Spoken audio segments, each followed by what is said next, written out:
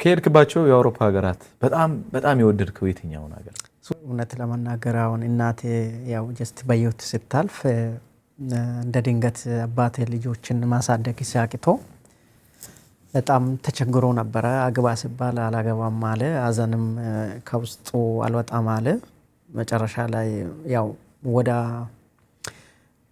በአባትም በእናትም ያው 6 ወንድና 4 ሴቶች ነን። 2 ሴቶች እንደ ድንገት በሚሽን ወደ ውጭ ተወሰዱ። ለ2 ወር ያህል ነው ህንድ የቆየኸውና በቆይታ እስቲ ምግቡን አየሩን እንዴት አገኘው? ወደ 3 ወር 4 ወር ሙሉ ቤት ውስጥ ሽባ ሆኜ ነው የቀረሁት። አይ ቲንክ ዶክተር ማን ትባላለች አንድ የሀበሻ ዶክተር አለች። እዛ ነው እንደው በማሳጁም በፊዚዮቴራፒስቱም በምኑ ሜዳንኩት እንጂ በጣም ሽባ ሆኜ ቤት ቀርቼ ነበረ። በዚህ በጀርባዬ ስሮች ምናምን ተጎርቼ ነበር። እውነት ለመናገር በጣም ኃይለኛ እንትን ነበርና 80 ኪሎ ሜትር እንግዲህ በቀን መሮጥ ማለት ይታይ።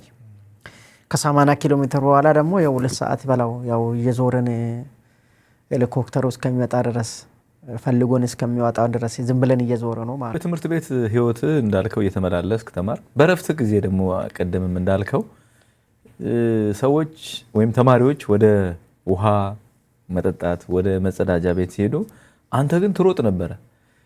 በዚህ አጋጣሚ ምናልባት በረፍት ሰዓት እየሮጥክ ወደ ቤት ከሄድክበት አጋጣሚ የለም? ያው አባቴ ገበሬ ነውና እንደው በጣም የማረሳ የረፍት ቀን ያው አንዳንድ ጊዜ ከብቶችም ጠብቋቸዋለን። ከብቶችን ይዤ ወደ ጫካ ሲገባ ራሱ አሁን ፊቴ ላይ የምታየው ጉሬዛ ነበረ ቦጨረኝ ልጅ ሆኜ ለከብቶችን ይዤ ጫካ ውስጥ ሲገባ እና በጣም ሰድቤ ነው የገባሁት ጠዋት ማለት ነው። እና ስድብ አይፈልግም ይሄ ጉሬዛ የሚባለው በጣም ሰው አይነካም፣ ስትነካም አይተውም፣ ቄመኛ ነውና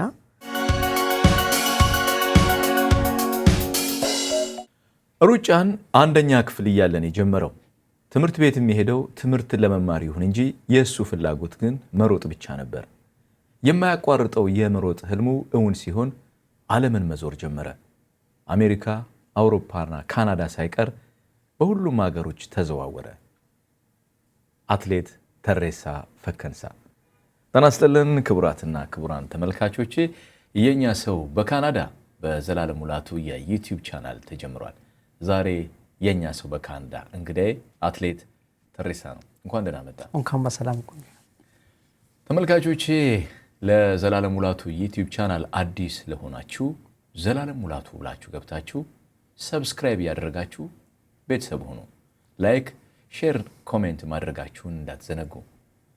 የኛ ሰው በካናዳ በዘላለም ሙላቱ የዩቲዩብ ቻናል ብቻ ያገኙታል። እሺ አትሌት ተሬሳ ጥሪና ክብረ ስለመጣ በጣም ነው የማመሰግነው። እኔም ስለጋበዛችሁን በጣም አመሰግናለሁ። አምቦ ነው ተወልደ ያደከው? አዎ። ከ1ኛ እስከ 5ኛ ክፍል ስትማር በሩጫ እየተመላለስክ ነው የተማርከው ይባላል። እውነት ነው? እውነት ነው። ምንድነው ትምህርት ቤቱ ሩቅ ስለነበረ ነው? አንደኛ እኔ ከተማ ውስጥ ምንም ብንኖርም አባቴ እርሻ ነበረው። ያን እርሻ እዛ ሁሉም ነገር እርሻ ስላለው እሱ ጋር ነው የምንኖረው። ስንኖረው ያው እኛ የምንኖርበትና ትምህርት ቤቱ በጣም ሩቅ ነው። ያ ትምህርት ቤት ደርሶ መልስ አንዳንድ ሰዓት ሲመለስም ሲሄድም አንዳንድ ሰዓት ነው። ሮጬ ከ1 እስከ 5 የተማርኩት ማለት ነው። ሩጫ ማነሻዬ ያው ከዛ ነው የጀመርኩት። ስለዚህ 1 ሰዓት ወደ ትምህርት ቤት ስትሄድ ስትመለስ 1 ሰዓት 2 ሰዓት ትሮጣለህ ማለት ነው። ያው በቀን 2 ሰዓት ያው መንዴቱ ፍራይዴ ማለት ነው። የማርፈድ ነገር ግን የለም? እረፍት የለም። ማርፈድ የለም። ያው የልጅነትም ስላለ ያው ምንም በሰዓቱ ትደርሳለህ። እኛ በቃ ኦሬዲ ለምደናል። በልጅነት ምን የመሆን ፍላጎት ነበረ ወይስ ሯጭ የመሆን ህልሙም ነበረ ከድሮ ጀምሮ? ቢሆንስ እኔ አልነበረኝም።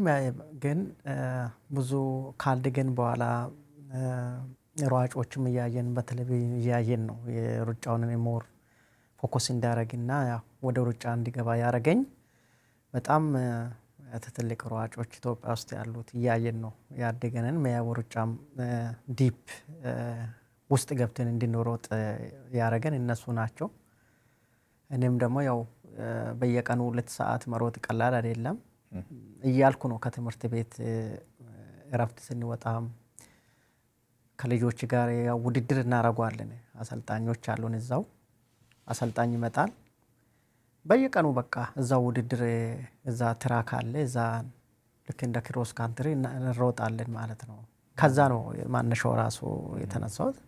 ለምን ይሄ ልጅ ወደ ሩጫ ለምን አይገባም ለምን አትሮጥም አንተ መሮጥ አለብህ የሚል አሰልጣኞቹም ልጆቹም ቤተሰቡም በደንብ እኔ እንዲጠነክርና ወደ ሩጫ እንዲቀጥል ያደረጉን ያው ከቤተሰብ ጫናና ከአሰልጣኞቹም ጀምሮ ነው ማለት ነው የተነሳው። ስለዚህ መነሻ ከአንደኛ እስከ 5ኛ ክፍል በሩጫ እየተመላለስክ የተማርክበት አጋጣሚ ነው ማለት ነው። አዎ።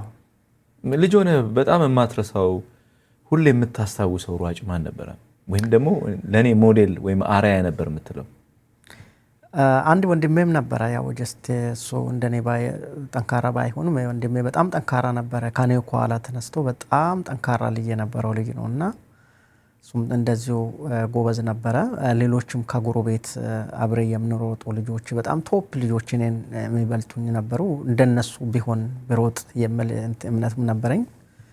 ከዛም አልፎ ያው ትልቅ ሯጮችም በጣም እያዩዋቸው በጣም አልተኛም ነበር። በቃ ወደ ሩጫ ሲገባ ሁሌ በቃ ውሃም አልጠጣም ምንም አልልም። በቃ ሩጫው ሮጬ እስከሚጨርስ ድረስ ስፔሻሊ የቀነኒሳን ሩጫው የኃይሌን እነ ደራርቱ ቱሉም ሲያቸው ሁሌ በቃ ጉቴ ነው። በቃ ሩጫውን በጣም ነው የምወደው። ባዘዌ ማታም ጠዋትም በቃ ሩጫ ነው። እነሱን እያሽን ነው እንትን ወደ ሩጫ የገባ ነውንም የጠነከረው ሬሊ በጣም የኛ እንትኖች ሂሮዎች ናቸው። ማን ነው ያንተ? እኔ በጣም ቀነኒሳ ነው ሞር ወደ ሩጫ እንዲገባኝ ያረገኝ ራሱ ያው ጓደኛዬም ወንድሜ ነው ቀነኒሳ ባዘዌ ፋሚሊ ነው እና ሞር በጣም ረፍቶኝ ነበረ። ቀነኒሳ ማለት ለኔ በጣም ወንድሜ ነውና የሱን ሩጫ በቃ አንዳንድ ቦታ ላይ አሁን ወደ ዩሮፕ ወይን ሰዌር ሄዶ ሩጫ ብቻውን ብዙ ኬኖች ወደ 20-30 ኬኖችን ገርፎ ሲመለስ አንደኛ ሲወጣ በቃ በጣም ደስ ይለኛልና እንደዚሁ እንደ ኃይሌም ጎበዝ የሆኑት በጣም ጠንካራና ጥሩነሽም አሁን የመጡት ልጆች እነሱንም በጣም እያዩዋቸው ነው እኔ ያደግኩት። እንግዲህ በትምህርት ቤት ህይወት እንዳልከው እየተመላለስክ ተማር። በረፍት ጊዜ ደግሞ ቀደምም እንዳልከው ሰዎች ወይም ተማሪዎች ወደ ውሃ መጠጣት ወደ መጸዳጃ ቤት ሲሄዱ አንተ ግን ትሮጥ ነበረ። በዚህ አጋጣሚ ምናልባት በረፍት ሰዓት እየሮጥክ ወደ ቤት ከሄድክበት አጋጣሚ የለም? አለ። አሁን ስፔሻሊ ከሩጫ ወደ ቤት ስንመለስ ቤት ውስጥም ደግሞ የምንሰራ ስራ ራሱ አለ። ባዘዌ ያው አባቴ ገበሬ ነውና እንደው በጣም የማረሳ የረፍት ቀን ያው አንዳንድ ጊዜ ከብቶችም እንጠብቋቸዋለን። ከብቶችን ይዤ ወደ ጫካ ሲገባ ራሱ አሁን እቺ አሁን ፊቴ ላይ የምታየው ጉሬዛ ነበር የቦጨረኝ ልጅ ሆኜ ለከብቶችን ይዤ ጫካ ውስጥ ሲገባ እና በጣም ሰድቤ ነው የገባሁት ጠዋት ማለት ነው። እና ስድብ አይፈልግም ይሄ ጉሬዛ የሚባለው በጣም ሰው አይነካም፣ ስትነካም አይተውም፣ ቄመኛ ነውና። ማን ነው የሰደብከው? ጉሬዛው አይተኸው ነው የተሰደብከው? አዎ ጠዋት ዝም ብዬ በሌላ ቋንቋ ነው ሰድቤው የገባሁት። ማታው ልክ ከብቶችን ሊገባ ብዬ መንገድ ላይ ጠበቀኝ ቂም ይዞ። በእውነቴን ነው። ከዛ በኋላ ጭንቅላቴ ላይ ስወርድ ነው ያየሁት። ይሄን አሁን እኔ ሰርጀሪ አድርጌ ነው ባዘዌ እንትን እንድነሳ ያረኩት እንጂ በጣም እንትን ነበረ ተነስቶ ማለት ነው። እና አስነስቼ ነው በልጅነቴና እንደዚህ አይነቶች እንትኖችም ነበሩና ያው ጀስት የገበሬ ልጆች ስለሆነን ቁጭ አንልም። ገባ አንዳንዴ እናርሳለን፣ ከብቶችን ጠብቀዋቸዋለን። ብዙ ስራ ነው የምንሰራውና እንደዚህ ሆነን ነው ያደገ ነው። ያው ብዙ ጎዳህ? ግን ብዙ አልጎዳኝም። ህመም የለውም። ያው ዝም ብሎ ነው የቦጨረኝ ብሎ ነው የቦጨረኝ እንጂ ህመም የለውም። የተሳደብካት ልክ ነካ አድርጎ ነው ያለው። እንግዲህ የበለጠ ነው የምትሰርበው፣ ደግሞ የበለጠ ጉዳት ነው የሚደርስብህ ማለት ነው። ከአምቦ ወደ አዲስ አበባ ስትመጣ በሩጫ ነው የመጣኸው? አዎ በሩጫ ነው መጀመሪያ።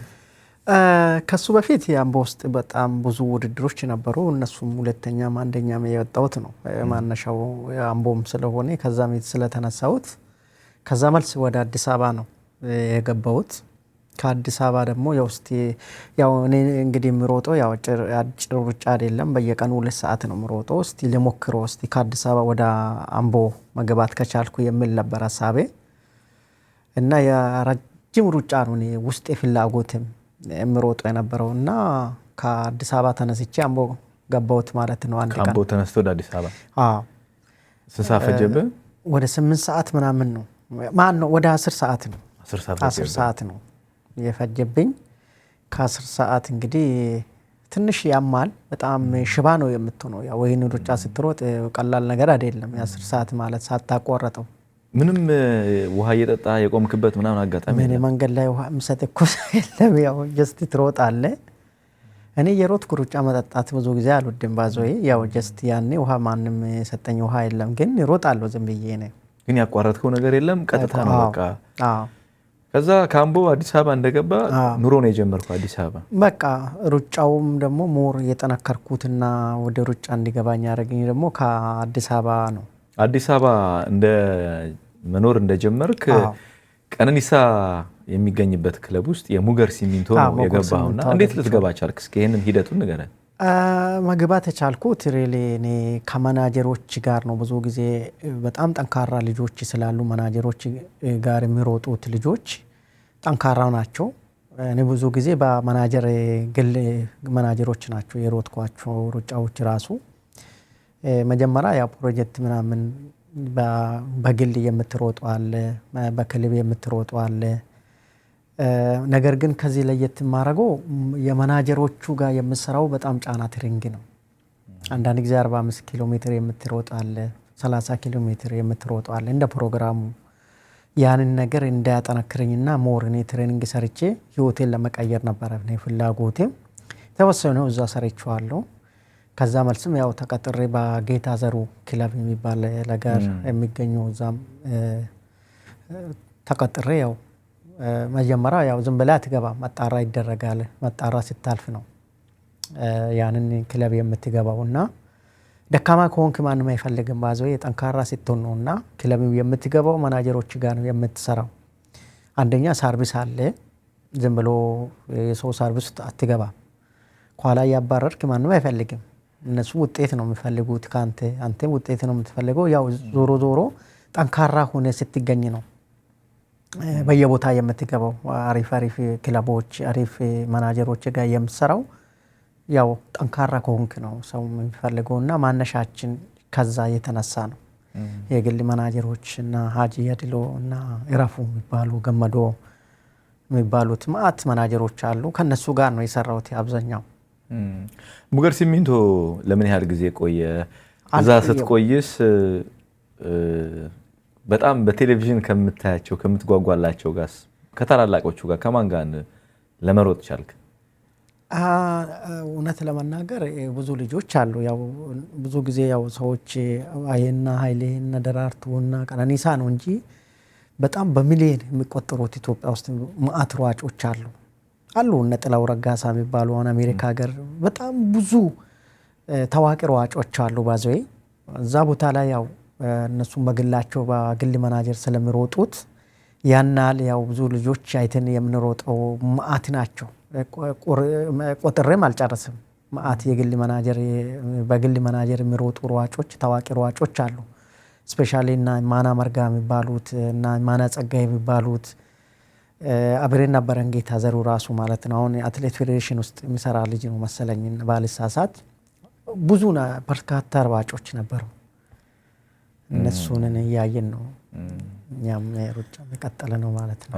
እንግዲህ ወደ ውጭ ሀገር የመጀመሪያ ጉዞ ህንድ ነው። ህንድ የመሄድ እድሉ እንዴት ልታገኝ ቻልክ? አንድ ጓደኛ አንድ ፍሬንድ ነበረኝ ኢንቪቴሽኑ ያመጣልኝ። ያው ኮንትራት ነው። ኮንትራት እዛ ህንድ ሀገር ቆይቼ ነው።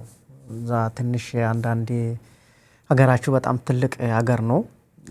ያ 2 ሰዓት 3 ሰዓት የ2 ቀን ምናምን የምትጓዝበት በትሬን አለ። ያንን በየቦታው የሮጥን ሮጬ ነው ከህንድ የተመለስኩት። ያው እዛ ውስጥ በጣም ከባድ ነው። ያው የገጠሙኞቹም አሉ። ጓደኛን ያመቻቸል ፍሬንዴ ነበረ ያመቻቸልኝ። ግን በግል ነው የሄድኩት እና በውድድሩ ላይ በማራቶን 5ኛ በግማሽ ማራቶን ደግሞ 4ኛ ነው የወጣውና እስኪ ውድድሩን እስኪ ገለጽልኝ በህንድ የተካሄደው። ውድድሩ በጣም የህንድ ያሉት ኢሚግሬሽኖች ናቸው ያዘጋጁት። ሲያዘጋጁም በጣም ቶፕ ሯጮች አሉ። እኔ በግሌ ቢሄድም ያው ከተለያዩ ከኔ ውጭም ኢትዮጵያኖች ማአት ነበሩ እዛ ቦታ ላይ። ዞሮ ዞሮ ያው አትሌት ፌዴሬሽኖች ናቸው ውድድሩን ያዘጋጁት። ትንሽ ሙቀት አለው። ሙቀቱ በጣም ይከብዳል። በዛ ሙቀት ሆኖም ደግሞ ያው ጀስት ለዓላማ እስከመጣ ድረስ ያው መሮጥ አለብክ። እዛ ላይም ደግሞ ያው ትንሽ የምትጓዝበት እንትኖች ጥሩ አይደለም ገባ። እዛ ላይ መንገድ ነገር የለም። በጣም የሆነ በቃ የማይመችበት ሁኔታ ቴንሽን ይሰረቃል እንጂ ሰዎች ጋይድ ቢያረጉ የሚቀበሉት በኖሩ በደንብ ትሮጣል ገባ። አንተ ብቻ ነህ ከኢትዮጵያ ቀድሜ የወጣኸው ወይስ ያንተን የቀደሙ ኢትዮጵያኖች አሉ? ኢትዮጵያኖች አንደኛ እና ሁለተኛ የወጡት ኢትዮጵያኖች ናቸው። አሁን አሜሪካ ነው ያለ አንዱ ያው ወደ አውሮፓ ያው እሱም የራሱ ነው። ለማን ናቸው? አንድ ያሬድ ይባላል፣ አንዱ ደግሞ ደበበ ይባላል አሉ። አንዱ ብራኑ የሚባሉት ልጆች ነበሩ። ኢትዮጵያኖች አሉ ብዙ ጊዜ ያው ለዚህ ያው ዞሮ ኢትዮጵያኖች ናቸው በቦታው ከ1 እስከ 4 ደረጃውን ያዙት። ለ2 ወር ያህል ነው ህንድ የቆየኸውና በቆይታ እስቲ ምግቡን አየሩን እንዴት አገኘው? አየሩ እንደ ቀደም እንደገለጽኩ ሁሉ በጣም ይሞቃል። እንደገር የታወቀ ነውና ትንሽ ሽታ አለው። እንደሆነ የተወሰነው ሮጬ ነው ቶሎ ብዬ እንትን የተመለስኩት ማለት ይቻላል። ያ ኮንትራቴን ሳልጨርስ ያው ሽታውም አለ ፕላስ ደግሞ ያው ሙቀት አይደለም። እዛ ላይ ደግሞ ያው ምግቡም ያው ከኛ ጋር የሆነ ይመሳሰላል። ሆት ስፓይሲ ናቸው የነሱ ምግብ። የህንድ ምግብ ቆንጆ ነው። እንደ ቅጣ ነገር ነው የነሱ ምግብ። እንደዚህ ምግባቸው ጥሩ ነው። ደስ እንትን አላቸው ግን ሁሉም ነገር አላቸው። ምግባቸው ጥሩ ነው ግን አገሩ በጣም ሩቅ ነው። ከአንድ ሀገር ወደ አንድ ሀገር እንግዲህ ስማቸው ቢጠራ ያው ወደ ጃፖር ምናምን ባንግሎር የሚባሉት የ2 ቀን የ3 ቀን መንገድ ነው የምትጓዘው። ከቦምቤ ተነስተ በቃ የ3 ቀን የ4 ቀን በባቡር እየበረርክ ነው የምትሄደው። እዛ ላይ ደግሞ አንዱ የሸወደኝ በባጃጅ የገጠመህ ነገር አለ በህንድ ላይና እሱን እስኪያወራ ነው። ወደ ጃፖር ውሰድኝ ብዬ በባጃጅ የሚሄድ መስሎኝ በባጃጅ ወስዶኝ መንገድ ላይ ጥሎኝ ጠፋ ሰውየው። ከዛ በኋላ ሰዎቹም ስጠይቋቸው እንዴት ነው ይሄ ሀገር ማንግሎ ነው ጃፖን ነው? እኔ ስሙን አሁን እንትን ብየዋለሁና የት ነው ብዬ ስጠይቋቸው በጣም የ2 ቀን የ3 ቀን መንገድ ነው ብሎ ሲነግሩኝ በቃ ትሬን ስቴሽን አሳይቶኝ ትኬት ከዛ ቆርጬ በባቡር ነው እንደገና የርኩት ማለት ነው። እና በጣም ሌባም አለ እንደዚሁ። እዛ ላይ በአሜሪካ ዶላር ነው የሚቀበሉት ብራቸው አይደለም። በእነሱ ብር እኮ አይቀበሉም። እኛ እንግዳ መሆኑን ስለማያውቁት ያው ዶላር ስላለን ብሎ ስለማስቡት መንገድ ላይ ጥሎ ሲሄድ በቃ እኔ ብቻዬን መጓዝ ጀመርኩ። እና እንደዚህ አይነቶችም አሉ። ያ ብዙ ጊዜ ችግሮች ምን የተለየ ነገር ገጠመብህ? ማለት መንገድ ላይ ነው እኔ ጣለኝ ሰው እየገባ እኔ ደርሻለሁ ብዬ ደስ ብሎኝ እኮ ሆቴል ፈልጌ ሊገባ ነው እንግዲህ አስብ። እዛ አካባቢ ውድድሩ ቦታ ነው ብዬ ማለት ነው። እዛ ላይ አዲስ ሆነ እንግዲህ ምን እንደምሰማ አስብ። እንግዲህ ከህንድ ሀገር በኋላ የተለያዩ አውሮፓ ሀገራት ሄደሃል። ስዊዘርላንድ ሄደሃል፣ ፖላንድ ሄደሃል፣ ጀርመን ሄደሃል፣ ቤልጂየም፣ ፈረንሳይ ሁሉ ተጉዛሃል። እና እነዚህ ሀገራት ስትሄድ በራስ ጥረት ነው በግል ውድድሮችን ለማካሄድ ነው? አዎ በራሴ ነው። አንደኛው ማናጀርም ነበረኝ ከአውሮፓ ከጀርመን የምኖር አንድ ማናጀር ነበረኝ። በዛ በማናጀር አማካኝነት ነው እዛ ውድድሩን መሮጥ የቻልኩት። እውነት ለመናገር ማናጀር ያስፈልጋል። ከሀገር ወደ ሀገር ስትሄድ ሰው ያስፈልጋል። ስለዚህ ያው በግል ማናጀር ነው አውሮፓ ውስጥ የኖርኩም የሮጥኳቸው በሙሉ ማለት ነው።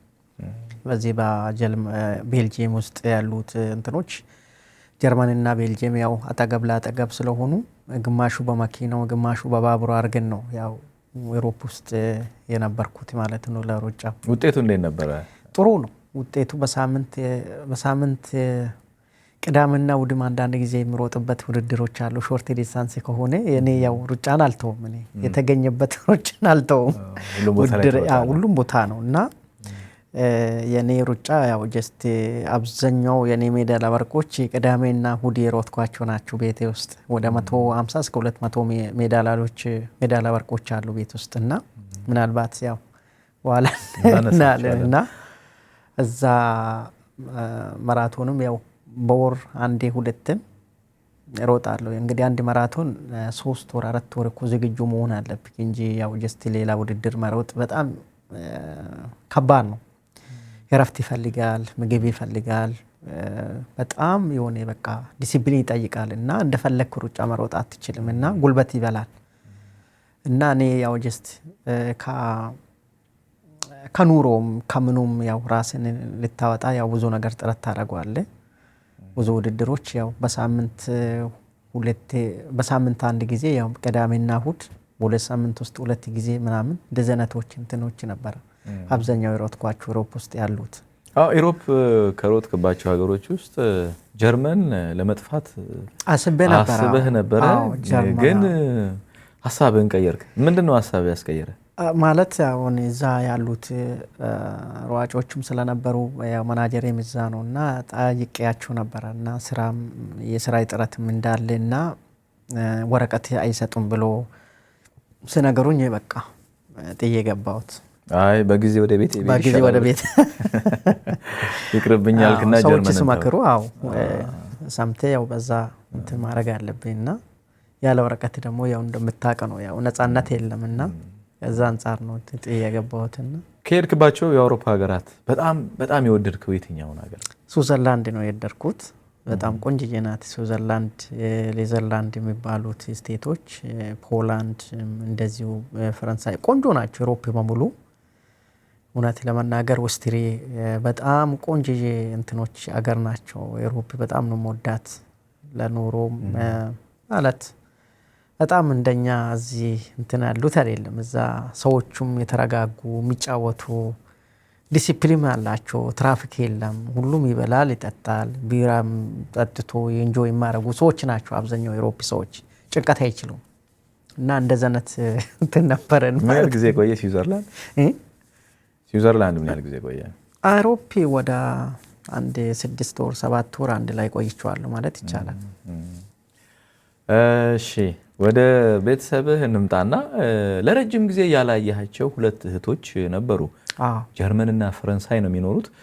ያው በልጅነት ህይወት የውጭ ሀገር ዜጎች ለማሳደግ እንደማደጉ ወስዷቸው ነውና ለረጅም ጊዜ ያላያቸው አገኛቸው?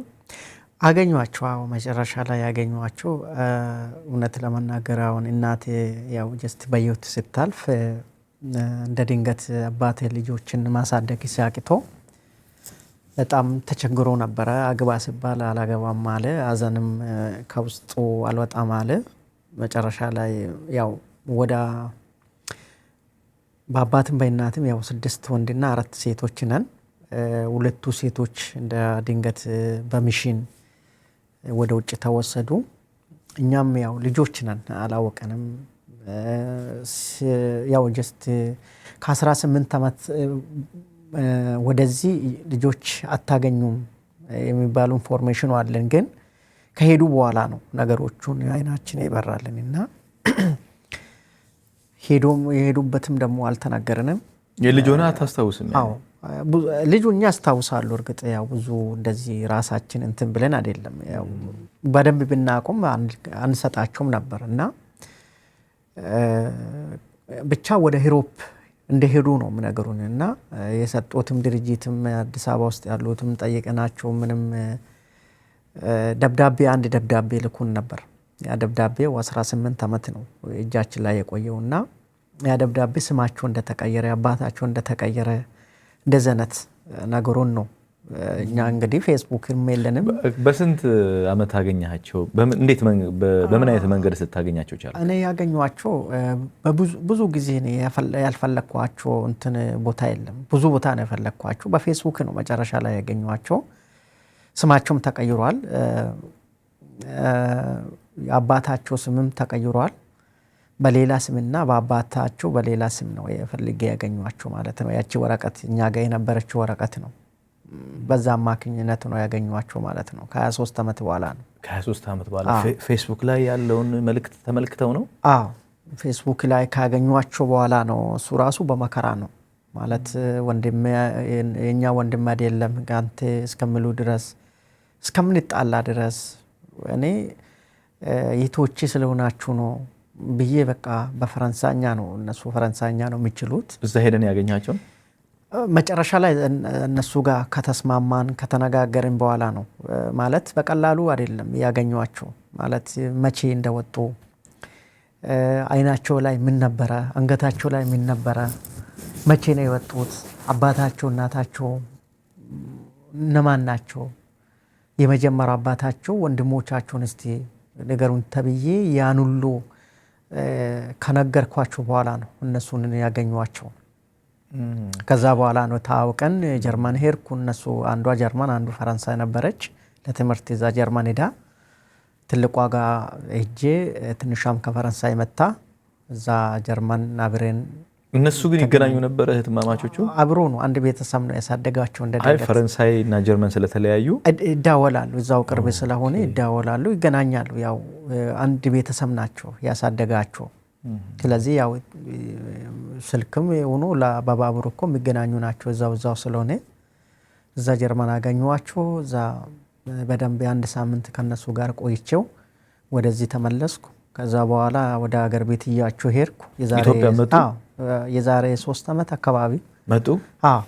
አማርኛ አይችልም፣ ምንም አይችልም። ያው ጀስት እንግሊዘኛ ስለሚችሉት በእንግሊዘኛ ነው በደንብ አወርተን ከቤተሰቦቹም ከወንድሞቼ ጋርም ታውቆ አሁን ያው በየቀኑ እንደዋላለን እንጠያየቃለን ማለት ነው።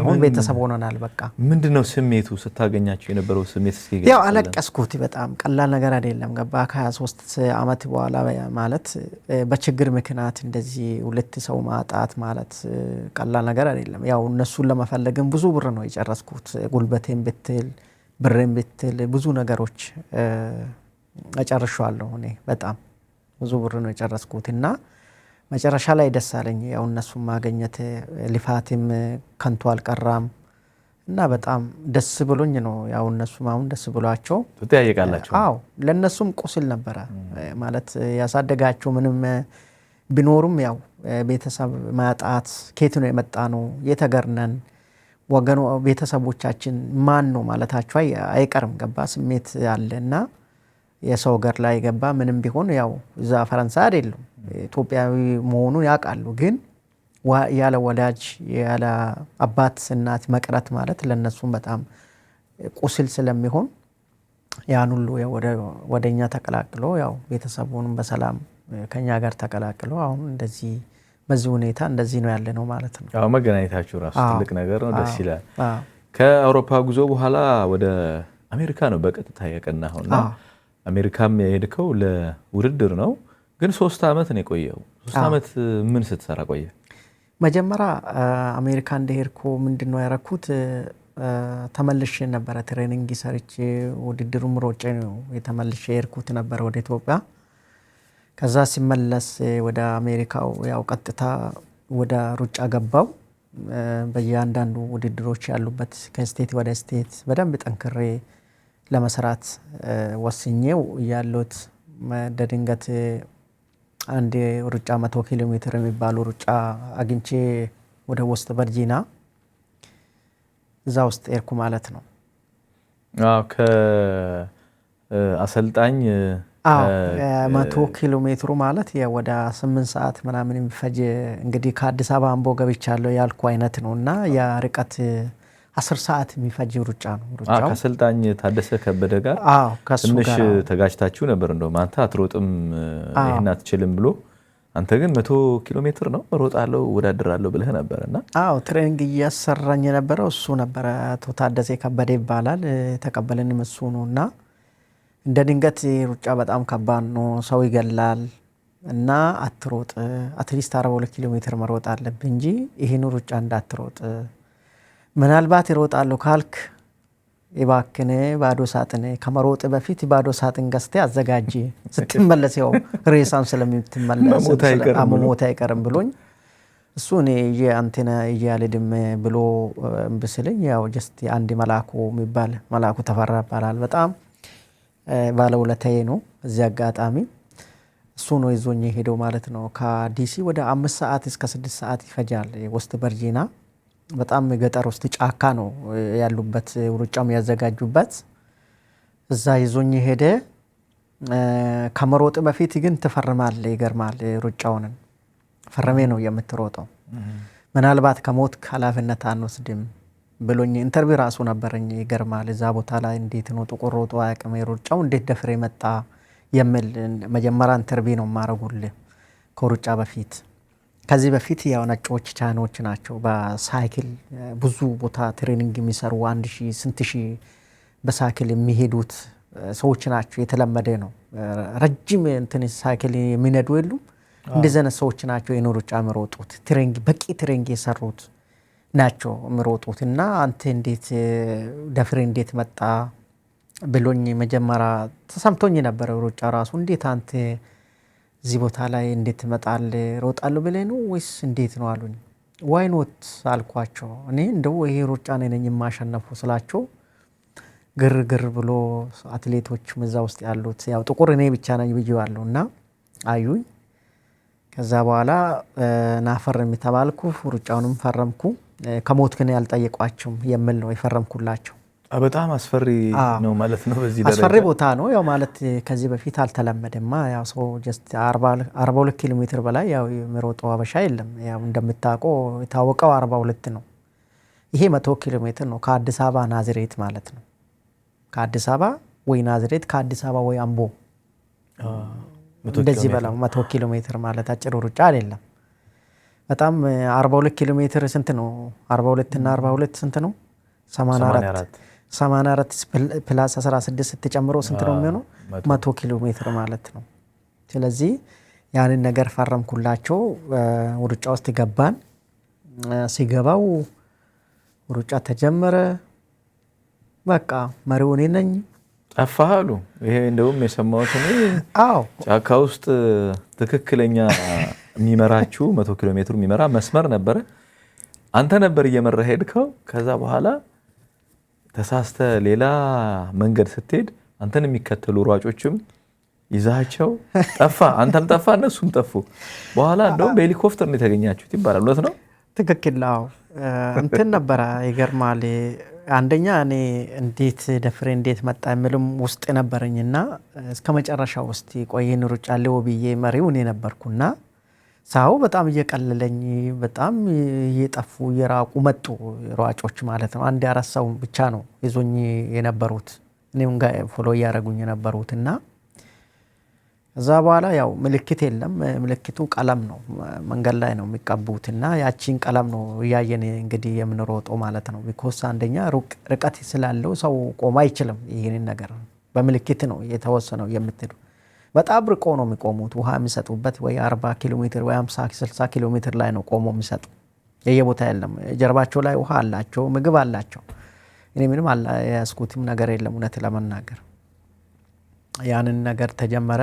ከዛ በኋላ የሆነ መንታ ከ80 ኪሎ ሜትር በኋላ የሆነ መንታ መንገድ ነበረችና ያው እንግዲህ ስትሮጦ ላብ ምናምን አለ አይን ስትጠርጎ እንዲህ ስትል የሆነ ያመልጣል እንትኑ ቀለሙ መሬት ላይ የነበረው ቢጂታው ላይ ስትሆን ከዛ በኋላ እንግዲህ ያ ቃል ስፔራንሷል የሚል ሀሳብ ነበራቸው ሯጮችና ከዛ በኋላ እነሱም ያው ከኔ ጋር ሌላ ጫካ ውስጥ ገቡ።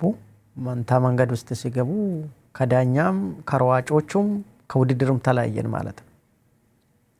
በኢቢኤስ እዛ አሜሪካ ሀገር መጥቶ ኢንተርቪው አድርጎልኝ ነበረ ሰይፉ ፋንታው ራሱ ይሄን ሩጫ ያው ማለት እኔም አሞኝ ነበረ። ከዛ መልስም ያው ሩጫም ተፈልገን ከ2 ሰዓት በኋላ ነው ከ2 ሰዓት ፍለጋ በኋላ ነው በሄሊኮፕተር ከጫካ ያወጡን። ስንመለስም ያው ገና አንደኛ የወጣው ራሱ እናንተ እየሮጣችሁ ነበር አይደል? ያው ማለት በሄሊኮፕተር ስትፈልጉ እየሮጣችሁ ነው። እየተቆማለ ታዲያ አይለኛ ጫካ ነው ውድድሩም ያው እንግዲህ መንገዱን አገኛለሁ የምለው እኮ የምትሮጡና ከዛ በኋላ በቃ መሸ። ሩጫ ራሱ ያው እንግዲህ እንደምታውቀው ያው 8 ሰዓት 9 ሰዓት 10 ሰዓት ይፈጃል። እየመሸ መጣ በቃ ሄሊኮፕተር ሲዞር እናያለን። ያው እንዴት አርግታል ያያል ወደ ታች እና መሳሪያ ነበራቸው እጃቸው ላይ አንድ ሰው ወይ ሁለት ሰው እጃቸው ላይ እንትን የሆነ ብቻ እንትን ነገር አላቸው ማፑን የሚያሳይ አቅጣጫ የሚጠቁም። እዛ በኋላ እነሱም እንግዲህ መጨረሻ ላይ አየን ወደ ታች ዝቅ እያለ እኛ በእጃችን እንዲህ ስንል አገኙን። እዛ በኋላ በቃ ከጫካ ይዞኝ ወደ ዲሲ ተመለስኩ። እኔ ዜና እንደውም ተሰርቷል። የአንድ ኢትዮጵያዊ አትሌት ጠፍቶ ሌሎችንም ሯጮች አንድ ላይ ይዟቸው ጠፍቷል የሚል ዜና ተሰርቶ ዜናውን ስትሰማ ምን ተሰማ? እኔ በጣም ደንግጫለሁ። ገባ ማለት ሲቻለሁ ማለት ይችላል። ያኔ ያው ማለት አንደኛ በጣም ተጎድቼ ነበረ። ያው ቀጥታ ሩጫ አይደለም ማውንቴን ነው ወርዴ የምትወጣ ነገር ነው። እዛ ላይ አሞኝ ነበረ። ልክ ሲመለስ በጋዜጣ ላይ አንድ ኢትዮጵያዊ ልጅ ሌሎች ነጮችም ይዞ ጠፍቷል ራሱም ጠፍቷል ተብሎ ዲሲ ውስጥ አሜሪካ ውስጥ በጋዜጣም በሬዲዮም እያወጁ ነበረና አውጆ ከዛ ሲመለስም ሰምቶ መጡ። ብዙ ሰዎች እዛ ቦታ ላይ መጥቶ ፎቶ ከኔ ጋር ተነስቶ በጣም ያው ይስቃሉ። በጣም ማዘት ሰው የለም ባዝወይ ይሄ ሩጫ ላይ በጣም ያለቀሰ ሰው የለም። በሳቅ ነው ያለቀስኩት። ለራስም ጠፍተ የሰው ልጅም ጤዜ ጠፍተ የሚል እንትን ነበረና ኢትዮጵያ ውስጥም እንደዚሁ ባይበስ ሰምቶ ነበረና ይሄ ልጅ ነው ኢትዮጵያ ሌላ ነጮችም ይዞ ጫካ ውስጥ ይዞ ጠፋ ለራሱን ጠፍቶ ሰው ሚስታ ተብሎ የመጀመሪያው ኢትዮጵያዊ ነው መስለኝ። ለዛ ነው እንግዲህ ቀድመውም እነሱ እንድትፈርም አድርገውሃል። ያውቃሉ። አሰልጣኝ ታደሰ ከበደም እንደዚሁ እኔ የለውበትም ብሎ ራሱ እውነት ነው ከደሙ ነፃ ነኝ ብሎ እውነት ነው። አይ በጣም አሙኝ ስለሚያውቁ ነው እነሱ። ወደ 3 ወር 4 ወር ሙሉ ቤት ውስጥ ሽባ ሆኜ ነው የቀረሁት። አይ ቲንክ ዶክተር ማን ትባላለች አንድ የሀበሻ ዶክተር አለች። እዛ ነው እንደው በማሳጁም በፊዚዮቴራፒስቱም በምኑም የዳንኩት እንጂ በጣም ሽባ ሆኜ ቤት ቀርቼ ነበር። በዚህ በጀርባዬ ስሮች ምናምን ተጎርቼ ነበር። እውነት ለመናገር በጣም ኃይለኛ እንትን ነበር እና 80 ኪሎ ሜትር እንግዲህ በቀን መሮጥ ማለት ይታይ። ከ80 ኪሎ ሜትር በኋላ ደግሞ ያው 2 ሰዓት በላው ያው እየዞርን ሄሊኮፕተሩ እስከሚመጣ ድረስ ፈልጎን እስከሚወጣ ድረስ ዝም ብለን እየዞረ ነው ማለት ነው። እና ትንሽ አሞኝ ነበረ። ከዛ በኋላ ነው ከዳንኩ በኋላ ነው ሌላ ውድድሮች ድኜው መሮጥ የጀመርኩት። ጀስት አነስ ያሉት ውድድሮች። አንተ ግን አልፈራህም ማለት ይሄ ሁሉ ማስፈራሪያ እንደዚህ ይደርስብኛል ብለህ ጠብቀህ ነበር? እኔ አልጠበቅኩም። ምንም የማውቀው ነገር የለም። ባዞዬ አንደኛው መሪ ራሱ ይኖራሉ ወይ በሳይክል ወይ በሞቶር እንትን መንገድ የማሳዩ ይመስለኛል ነበር። እንደዚህ ቲንክ አድርጌ ነበር። እኔ አላወቅኩም። ምንም የምታውቀው ነገር የለም እዛ ቦታ ላይ እና አዘጋጆቹ እንዴት አድርጎ እንዳዘጋጁት የምታውቀው ነገር የለም። ያው ብዙ ህዝብ ነው የሚሮጠው፣ ግን ያው ምን እንደማጋጠም አታውቅም። ያው ብዙ ልጆች አሉ ኢትዮጵያኖች ጉሻ የሚነክሳቸው ቻይና ሀገር አሉ፣ ጫካ ውስጥ የሚጠፉ አሉ። እዚህ ቢኒስ ጎሻ እዚህ እንትን መጥቶ ከመንገድ ስቶ ባለፈው እዚህ የቀሩት ልጆች አሉ። በዚህ ምክንያት ሩጫ ላይ ብዙ ነገር ያጋጥማል። ስለዚህ እንደዚህ ያጋጥማል ሞክሮ ይሻላል ብለህ ነው እንግዲህ መጨረሻ ላይ። እኔ ሩጫን አልፈራም እውነት ለማንኛውም። አሁን ሄሊኮፕተር ስታይ ምን ይሰማል? አለቀስኩ። ምን ይሰማል? ያው ጀስት ልፋቱ ራሱስ ልፋቱስ እና በጣም ከባድ ነው። እስቲ ወደ ታይላንድ እንጓዝና ታይላንድ የገጠመ ነገር ነበር። እስኪ እሱ ንገረን።